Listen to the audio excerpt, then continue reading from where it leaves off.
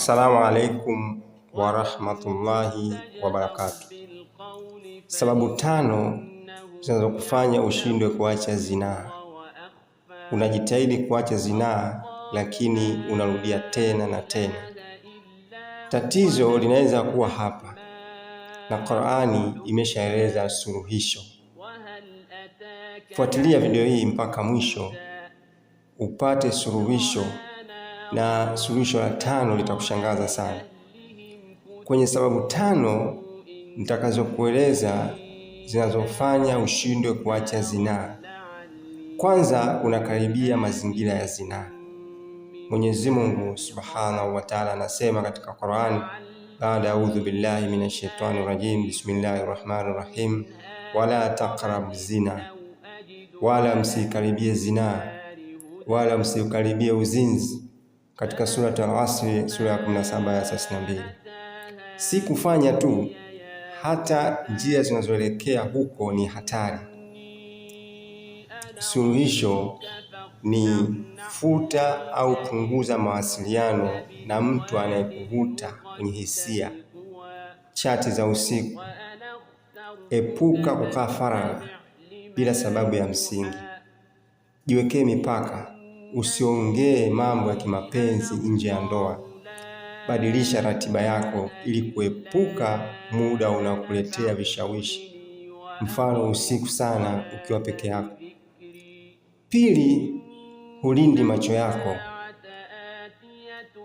Kul lilmu'minina ya'udhu min absarihim, waambie waumini wainamishe macho yao, katika sura An-Nur sura ya 24 aya 30. Kila unachoona kinaacha alama kwenye moyo wako. Unfollow pages, account zinazopost maudhui ya kuchochea tamaa. Tumia filters au settings kupunguza zile content chafu. Ukiscroll na ukaona kitu kisichofaa, pita haraka, usikaze macho. Jaza muda wako na content yenye manufaa: dini, elimu, biashara. 3, imani, takwa ni dhaifu. Allah anasema katika Qur'ani, inna Allah khabirun bima yasnaun, hakika Allah anajua unayoyafanya. Ukisahau kuwa Allah anakuona, unakuwa mwepesi kufanya dhambi kwa siri. Anza siku na dhikri, hata dakika 5. Subhanallah, alhamdulillah, Allahu akbar. Soma Qur'an hata aya chache kila siku ili kuyusha moyo. Jiulize kabla ya kitendo, je, nipo tayari? Allah ananiona hivi sasa? Tafuta marafiki wanaokukumbusha dini. Environment ibadilishe tabia.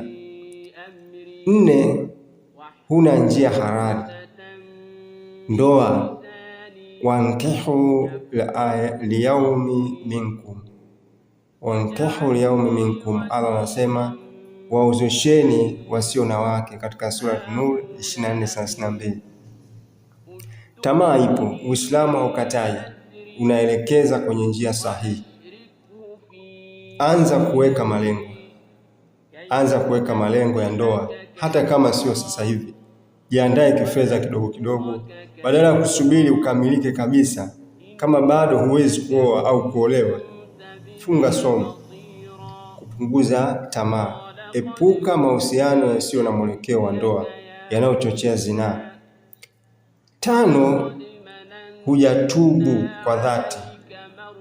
Watubu ila Allahi jamia, watubu ila Allah jamia. Mwenyezi Mungu anasema tubuni kwa Mwenyezi Mungu nyote, katika sura An-Nur sura ya 24 aya 31. Toba ya kweli ina hatua, sio maneno tu. Acha dhambi mara moja, kata kabisa connection, juta kwa dhambi, jihisi vibaya kwa aliyokataza Allah, weka azma kali ya kutoirudia. Fanya wema baada ya hapo: swala, sadaka, kufuta madhara. Ukirudi tena usikate tamaa, rudi tena kwa Allah.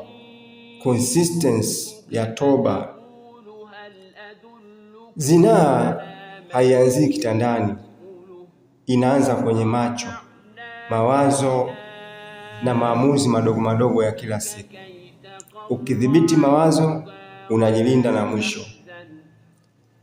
Kama umefaidika, comment nimefaidika, subscribe, like, share ili wengine wanufaike. Allah atakulipa inshallah.